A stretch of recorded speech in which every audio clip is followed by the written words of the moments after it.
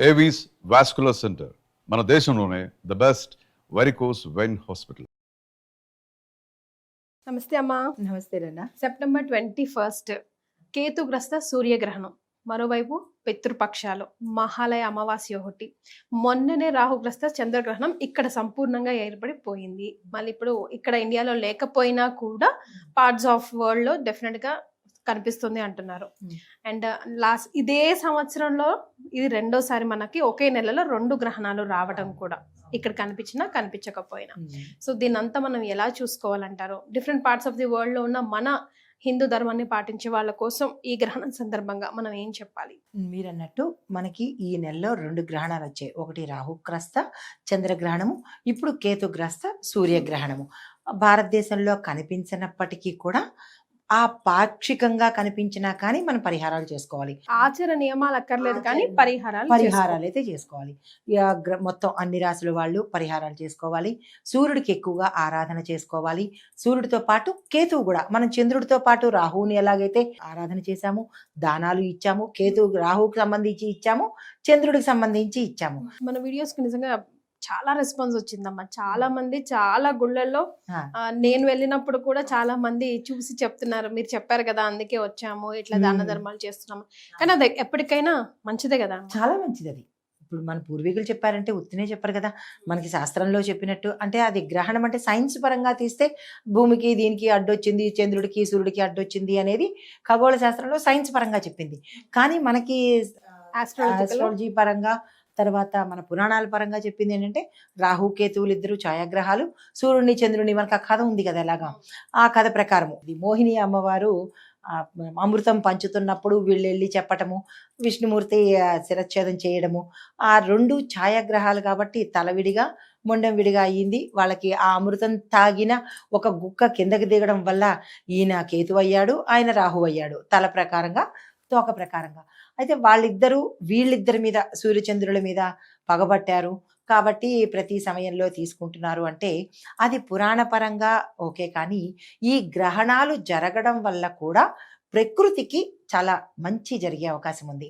ఈ పరంగా భక్తి భావన పెరుగుతుంది. గ్రహాల సంయోగం వల్ల కొన్ని యోగాలు కూడా పట్టే అవకాశం ఉంటుంది. ఈ గ్రహాలు ఎప్పుడు మనకి ప్రజలకి కానీ ప్రకృతికి కానీ మంచే చేస్తాయి తప్ప చెడైతే చేసే అవకాశం లేదు. అంటే జరగబోయే మంచి చెడుకే సూచికగా గ్రహణాలు వస్తాయి కానీ మనం ఏమో రివర్స్ అనుకుంటూ ఉంటాం. ఎగ్జాక్ట్లీ. మనకి ఇండికేషన్ ఇస్తుంది, మంచి చేయడానికే అవుతుంది కానీ ఈ సమయంలో చెయ్యకూడదు అని అంటారు.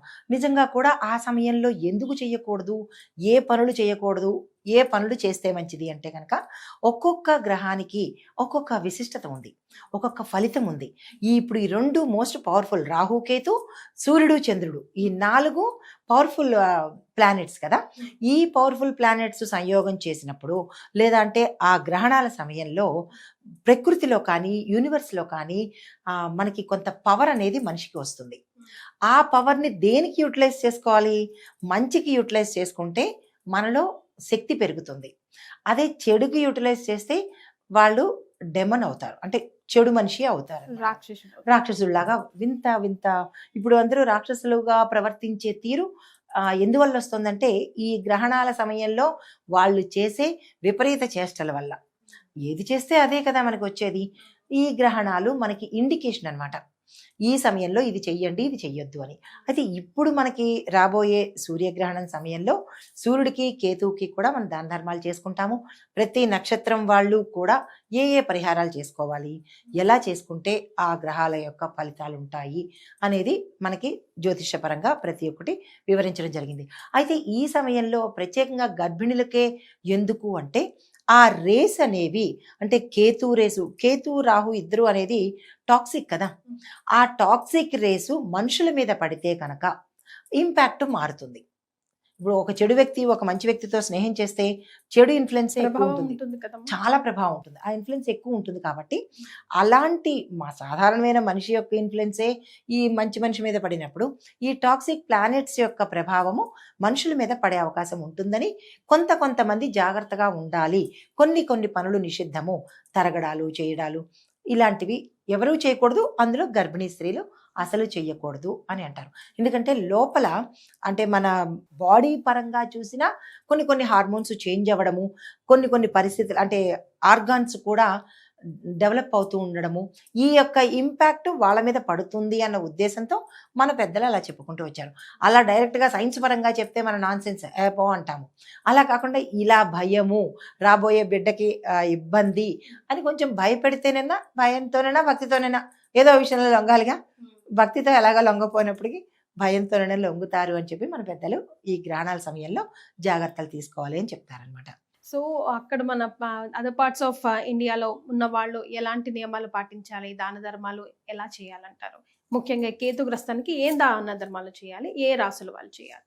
అయితే ఈ కేతుగ్రస్తం సూర్యగ్రహణం అప్పుడు మనకి 11 తర్వాత పడుతుంది. 11 గంటల సమయంలో ఇండియన్ స్టాండర్డ్స్ ప్రకారము. మరి వాళ్ళ స్టాండర్డ్ అంటే ఆ టైంలో ఆ దేశంలో ఉండే టైం ప్రకారము ఎవరెవరు ఏ దేశాలు ఉంటారో ఆ టైం ప్రకారం 3:30 అవర్స్ మనకి చంద్రగ్రహణం లాగానే 3:30 గంటల సమయం ఉంటుంది. ఈ సమయంలో వాళ్ళు ఎక్కువగా ఆ దేశంలో ఉన్న ప్రతి ఒక్క మనుషులు, హిందూస్ కావచ్చు, మిగతా వాళ్ళు కావచ్చు, నమ్మిన వాళ్ళకి నమ్మినంత, చేసుకున్న వాళ్ళకి చేసుకున్నంత. కాబట్టి మన హిందువులు ఎక్కడైతే ఉంటారో వాళ్ళు కూడా అదే నియమాలు పాటించుకోవాలి. అయితే గ్రహణ అనంతరము తరువాత రోజు దాన ధర్మాలు ఇచ్చుకోవాలి. ఎవరెవరంటే మేష, వృషభ, కన్య, మిథున, ధనస్సు, కుంభరాశుల వాళ్ళు జాగ్రత్తగా ఉండాలి, దాన ధర్మాలు చేసుకోవాలి, అంటే పరిహారాలు చేసుకోవాలి. మిగతా రాశుల వాళ్ళకి మిశ్రమ ఫలితాలు ఉన్నాయి. ఈ రాశుల వాళ్ళకి కొంచెం ఇబ్బందికరమైనవి ఉన్నాయన్నమాట. అంటే అన్ని రాశులకి ఒకే రకమైన ఫలితాలు ఉండవు. వాళ్ళ వాళ్ళ గ్రహాల స్థానాలని బట్టి ఈ రాహు, కేతు, చంద్రుడు, సూర్యుడు, ఇప్పుడు మనకి పట్టేది కేతు, సూర్యుడు కాబట్టి లగ్నం నుంచి ఆయా రాశుల వాళ్ళకి, ఉదాహరణకి మేషరాశి వారికి లగ్నం నుంచి రవి ఎక్కడున్నాడు, కేతు ఎక్కడున్నాడు, వాళ్ళు ఏ దృష్టిని చూస్తున్నారు, ఏ హౌస్ని చూస్తున్నారు, అంటే ఏ స్థానాన్ని చూస్తున్నారు. ఉదాహరణకి వాళ్ళు 2వ స్థానం చూస్తున్నారు అనుకుందాం, భ్రాతృస్థానము, 4వ స్థానం చూస్తున్నారు మాతృస్థానము, 10వ స్థానం చూస్తున్నారు అనుకుందాం పితృస్థానము. ఇలాగ వాళ్ళు ఏ స్థానాన్ని చూస్తున్నారో ఆ స్థానానికి ఆ ఇంపాక్ట్ ఎక్కువ ఉంటుంది అనమాట. దానికి తగ్గట్టు రెమెడీ చేసేసుకుంటారు.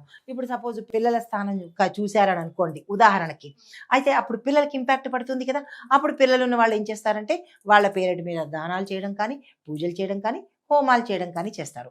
అదే స్థానము కర్మస్థానంలో పడింది అనుకోండి, కర్మస్థానంలో పడినప్పుడు వీళ్ళు కర్మని బాగు చేసుకోవడం కోసము దానాలు ధర్మాలు స్వయం లగ్నం నుంచి చూసుకుంటారు. ఇలా ఒక్కొక్క రాశికి, ఒక్కొక్క మనిషికి ఒక్కొక్క విధానంలో ఉంటుంది. అయితే మాకు అవేమీ తెలియదు, మరి మేము ఏం చేసుకోవాలి అంటే కనుక మనకి నక్షత్రము రాశి అనేది తెలుస్తుందిగా. మనకి చిన్నప్పటి నుంచి చెప్పు ఉంటారు కదా, నీది పలానా నక్షత్రం రాని మనం పూజ చేసుకున్నప్పుడు పలానా రాశిలోకి పెడతావు అని తెలిసినప్పుడు ఆ ప్రకారంగా వాళ్ళు ఆ రాశి వాళ్ళు ఆ పరిహారాలు చేసుకుంటే సరిపోతుంది. కేతువుకి ఇష్టమైన పనులు చేయాలి. ఓం కేం కేతవే నమః మాకు ఏమీ తెలీదు అని అన్నప్పుడు ఈ మంత్రం చదువుకుని 1008 సార్లు, దాంతోపాటు అనుష్ఠానం చేయవలసినది సూర్య మంత్రము, ఓం ఆదిత్యాయ నమః, లేదా బీజ మంత్రాలతో సహా అయినా సరే కనుక ఈ రెండింటిని అనుసంధానం చేసి మనం కనుక పరిహారం చేసుకున్నట్టయితే, మంత్ర జపం చేసుకున్నట్టయితే ఎవరైనా చేసుకోవచ్చు. ఆ రాశుల్ని బట్టి చేసుకున్నట్టయితే కనుక మంచి జరిగే అవకాశం, అంటే ఫలితాలు మంచిగా వచ్చే అవకాశం కనబడుతుంది. అయితే ఇప్పుడు మాకు ఏదీ తెలియదు అన్న వాళ్ళు కూడా ఉంటారు. మాకు రాశి తెలీదు, నక్షత్రం తెలీదు, ఏమీ తెలీదు అన్నప్పుడు వీళ్ళిద్దరి పేరు మీద కూడా చదువుకున్నా కానీ కేతు గాయత్రి, రవి గాయత్రి, లేదా కేతు మంత్రము, రవి మంత్రము, ఈ రెండింటిని అనుష్ఠానం చేసి, అనుష్ఠానం అంటే ఏమీ లేదు పెద్దగాను, ఈ రెండింటిని కలిపి ఉదాహరణకి ఓం కేం కేతవే నమః, దాంతోపాటు ఓం ఆదిత్యాయ నమః, ఈ 2 కలిపి 1008 సార్లు ఆ గ్రహణం పట్టినప్పుడు, గ్రహణం విడిచినప్పుడు ఈ సమయంలో ఇంకో దృష్టి పెట్టుకోకుండా మనం ఒక ప్రదేశాన్ని పెట్టుకుని తూర్పు అభిముఖంగా కూర్చుని ఆ మంత్రం జపించుకున్నట్టయితే కనుక మాకు ఏమీ తెలియదు అన్న వాళ్ళు, తెలిసిన వాళ్ళు మేము అన్ని పాటించలేము అని బద్ధకంతో ఉన్నవాళ్ళు ఈ చిన్న ప్రక్రియ చేసుకున్నా సరిపోతుంది. ఈ సమయంలో ఆ తర్వాత గ్రహణం విడిచేసిన తర్వాత రవికి ఇష్టమైన గోధుమలు, కెంపు, స్తోమత ఉన్న వాళ్ళు కెంపు రాళ్ళు, రత్నాలు దానం ఇచ్చుకోవచ్చు. ఎర్రని బట్ట, ఎర్రని పండ్లు, ఎరుపుకు సంబంధించిన వస్తువులు, తర్వాత కేతువుకి సంబంధించినటువంటి వస్త్రాలు, కేతుకు సంబంధించినటువంటి వస్తువులు ఇవి దానంగా ఇచ్చుకున్నట్టయితే సరిపోతుంది. అవి కూడా మాకు అవకాశం లేదు, ఇక్కడ ప్రతిదీ అలాగే చూస్తుంటారు కాబట్టి అందరికీ అన్ని వర్గాల వాళ్ళకి చెప్పేది ఏంటంటే, మాకు అవేమీ తెలియదు అని అనుకున్నప్పుడు స్వయం పాకము ఇచ్చేసుకున్నా కానీ తత్సమానమైన ఫలితం వచ్చేస్తుంది అనమాట. ఈ దానాలు పరిహారాలు చేసేసుకున్నట్టయితే కనుక వాటి నుంచి ఇంపాక్ట్ తక్కువ పడే అవకాశం ఉంటుంది. సాధ్యమైనంత వరకు జపాలు చేసుకోవడం, మంత్రానుష్ఠానం చేసినట్టయితే కనుక మంచి ఫలితాలు వస్తాయి. అయితే ఈ సమయంలోనే సాధారణ మనుషులను వదిలేద్దాము. మంత్రసిద్ధి తీసుకున్న వాళ్ళు ఉంటారు కదా, గురువు ద్వారా మంత్రసిద్ధి తీసుకున్న వాళ్ళు, ఆ మంత్రసిద్ధి తీసుకున్న వాళ్ళు కూడా అక్షరలక్షలుగా ఈ మంత్రాన్ని కనుక అనుష్ఠానం చేసినట్టయితే కనుక వారికి గురువులు ఏదైతే ఉపాసన చేశారో, గురు దగ్గర తీసుకున్న ఉపదేశ మంత్రం ఏదైతే తీసుకున్నారో దాన్ని అన్ని లక్షల సార్లు అన్ని జప సంఖ్యను బట్టి ఈ సమయంలో కనుక చేసినట్టయితే సిద్ధించే అవకాశం కనబడుతుంది.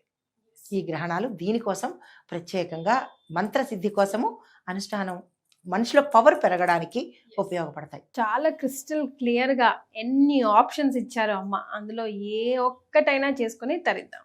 ధన్యవాదాలమ్మా. నమస్తే నందా.